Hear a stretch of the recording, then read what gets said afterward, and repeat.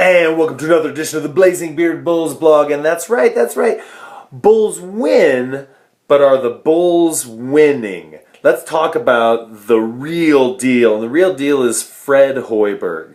Now, we can begin to believe that Rajon Rondo is going to cause some problems and has no idea, right, why he's being benched. Oh, you know, Rajon.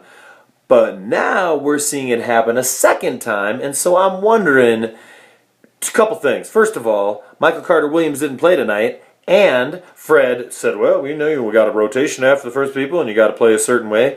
But he said that, and Michael Carter-Williams said, I have no idea. And Rondo said, I have no idea. Fred never said a word, except for I'm not starting. So it's as I feared for a long time, and we all know Fred's not an NBA-ready coach, but it's harming the organization, and maybe it's the belief from Paxson and Pax that he is a good coach, and maybe that's harming the organization the most.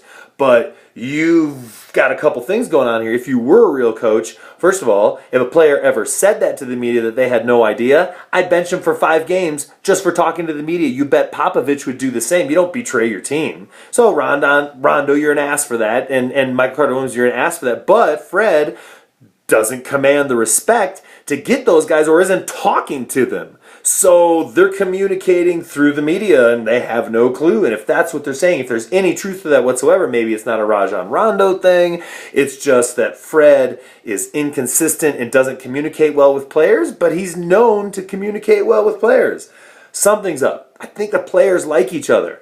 But you'll see Valentine have a couple great games and then he won't play Valentine at all.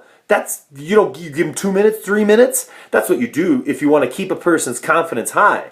But as it stands, either I don't know the game of basketball, or Fred Hoiberg doesn't know the game of basketball, or none of us know the game of basketball. And I think Stacey King was getting a little pissed off tonight because the defense was shoddy and guys just weren't coming alive. That's a mental thing. Wade looked checked out. That's because of something going on. And look, Wade's not going to leave immediately. He wasn't saying anything like that in the media. But maybe there's a little bit of, look, you got to make a change. Your fan base, I think, knows you need to make a change. You didn't make a great hire to begin with, but now Hoiberg's looking like he can't even communicate with players. I don't know. Is that the players? Is that Fred? I don't know. I do not know. But I know it smells fishy, and it's going to be a bigger problem for this team moving forward. Who are they going to listen to? That's LeBron's problem, right? I need some help. I need some shooters. No, motherfucker, you need to play some defense, and you picked that whole team, so that's on you. So we got to have some accountability. Accountability isn't like a big, particular, awesome trait right now of just about anybody in the NBA, except for the best, like Popovich. So anyway, Blazing Beard Bulls blog. This was a long one, but brothers and sisters, pass on the peace, the positive vibe. We need it more than ever.